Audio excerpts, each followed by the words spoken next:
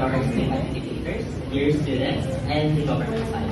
I am Prince Anthony Vilano, the leader of the opposition. Pronouns are he, him, and I'll be starting my speech in 3, 2, 1. Dear ladies and gentlemen, to our educators and our respected audience, we gather here today to discuss a matter of historical significance. But before that, let me reiterate to you the given notion. The notion states that this House, as Jose Rizal, should retract from being a Mason to a Catholic, giving emphasis to reason as to how Dr. Jose Protasio Rizal Mercado y Alonso Riolonda must retract all of his life's work values to be pardoned by the Catholic Church, which the government side has failed to give definitive example of. Thus, my dear panel of educators, because the government failed to address the notion, as the leader of the opposition, I am proud to present to you as to why Dr. Jose Rizal should not retract from being a Mason to a Catholic. First, we argue that the Rizal's affiliation with Freemasonry has historical context and personal freedom, and there should be no requirement for him to retract his Masonic ties in favor of Catholicism. We argue that misconceptions about Freemasonry play a significant role in this debate.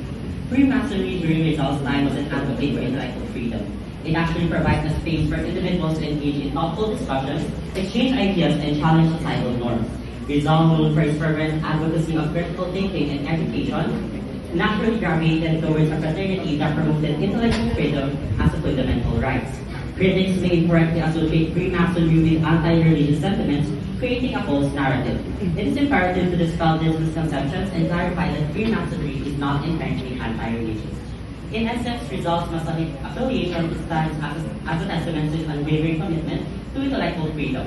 By joining the Masonic Lodge, he actively contributed to a movement that sought to break the shackles of ignorance and foster a society built on principles of reason and enlightenment. In the pursuit of a better Philippines, Rizal understood that intellectual freedom was not really a choice but a necessity for societal progress.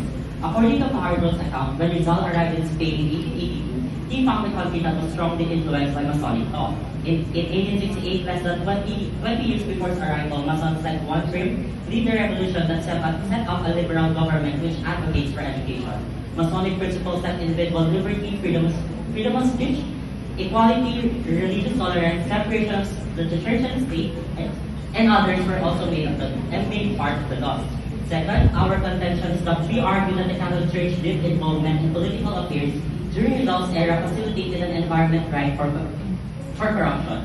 The intertwining of religious and political authority allowed for the exploitation of power for personal gain, resulting in instances of corruption. And to illustrate this, consider Rizal's literary work. His novels No Limitatory and El Ilusionismo exposed hypocrisy as well as abuse within the church. During the Spanish regime, Catholicism as a state or Spanish state